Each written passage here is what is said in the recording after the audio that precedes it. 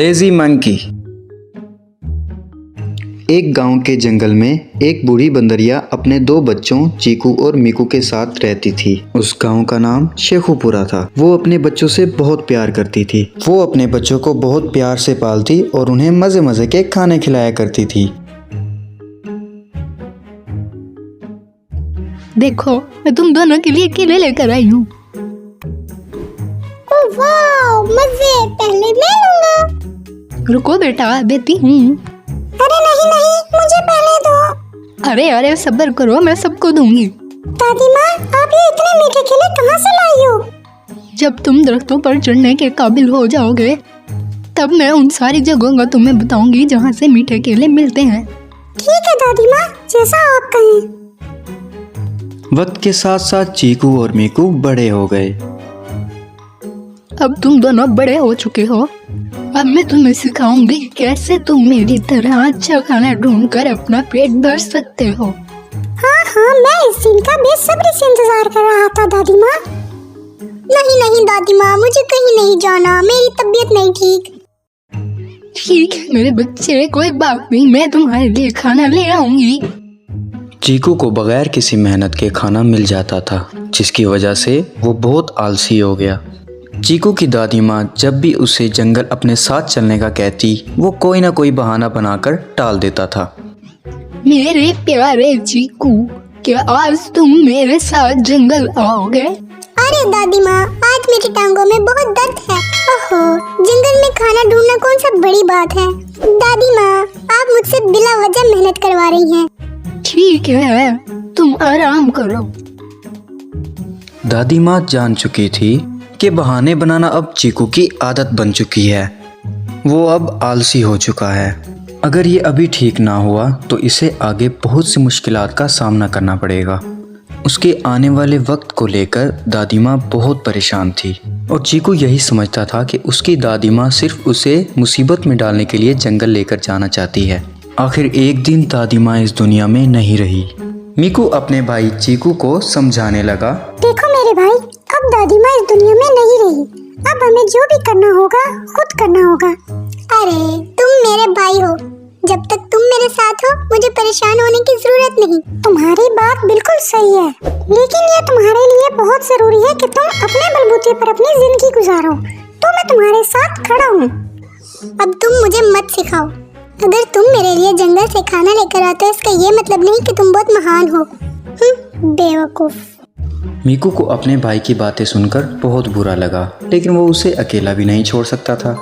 चीकू ने अपने भाई की सब बातों को नजरअंदाज करते हुए सब जिम्मेदारियां उस पर छोड़ दी। चीकू मेरे भाई, तुम किधर हो? जल्दी मेरे पास आओ, आज मैं तुम्हारे लिए अमरूद लाया हूँ। चीकू अमरूद खाने के बाद बहुत खुश हुआ जो उसका भाई उसके लिए लाया था। ये कितने टेस्टी है। अरे कभी खुद भी अपना खाना खुद लेकर आया करो। कुछ दिनों बाद एक खूंखार शेर उस जंगल में आ पहुंचा। वो बंदरों से बहुत बुरा बर्ताव करता था। वो जो भी बंदर देखता उस पर हमला करता और उन्हें मार देता था। देखो, हमारे जंगल में एक बहुत ही खतरनाक शेर आ चुका है। तुम्हें होशियार रहना होगा जब तक मैं तुम्हारे लिए खाना नहीं ले आता। ठीक है, तुम्हें मेरे लिए परेशान होने की जरूरत नहीं है। मीकू दरख्त से नीचे उतरा और खाने की तलाश में थोड़ा सा दूर निकल पड़ा। तभी शेर ने उसका पीछा करना शुरू कर दिया। लगता है मैं मरने वाला हूँ, ये मुझे मार देगा। मीकू अपनी जान बचाने के लिए दरख्त पर चढ़ गया।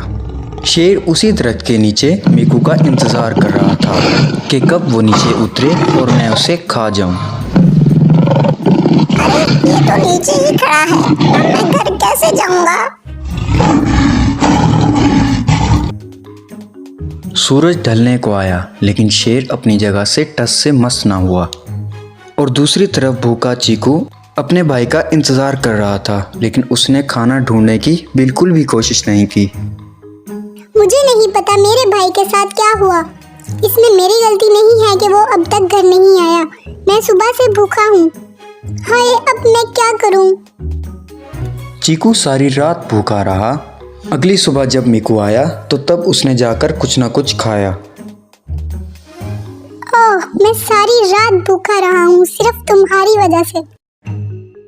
तुम सिर्फ भूखे थे और मेरी जान सारी रात खतरे में थी। अच्छा, क्या हुआ तुम्हारे साथ रात को? मीकू ने सारी कहानी चीकू को बताई। उसके बाद उसने चीकू को कहा, अरे इसीलिए मैं कहता हूँ कि तुम खुद भी अपने लिए कोई काम किया करो ताकि मुश्किल वक्त में तुम खुद अपने काम आ सको। अरे सब ठीक है भाई। इसी तरह टाइम गुजरता चला गया और कुछ ही दिनों में बारिशों का मौसम आ गया। कुछ दिनों तक बहुत ही तेज बारिशें शुरू होने लगी। भाई मुझे भूख लगी है, अब इसमें मैं क्या कर सकता हूँ? बारिश काफी देर से हो रही है। क्या हम बारिश में बाहर जाकर कुछ नहीं खा सकते?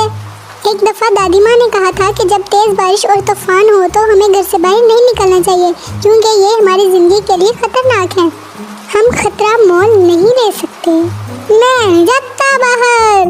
ओहो, फिर तो हमें बारिश के रुकने का इंतजार करना चाहिए। दोनों ने बगैर खाए पिए बारिश के रुकने का इंतजार किया। अब रात हो गई लेकिन बारिश फिर भी ना रुकी। जब वो सुबह उठते हैं तो देखते हैं कि बारिश तो रुकी ही नहीं और पूरे जंगल में सैलाब आ चुका था। अरे बाप रे, ये क्या हो गया? यहाँ तो सैलाब आ गया। अब हमें क्या करना चाहिए? अपने भाई को भूखी हालत में देख मीकू से रहा ना गया और वो खाने की तलाश में निकल पड़ा। तुम अपना ख्याल रखना, मैं तुम्हारे लिए खाना ढूंढ कर आता हूँ। मैं भी तुम्हारे साथ चलूंगा भाई। नहीं, अभी नहीं, बाहर बहुत खतरा है। मैं खाने का इंतजाम कर जल्दी ही आ जाऊंगा। मीकू खाने की तलाश में निकलता तो है लेकिन वापस नहीं आता। हे, वो कहाँ चला गया?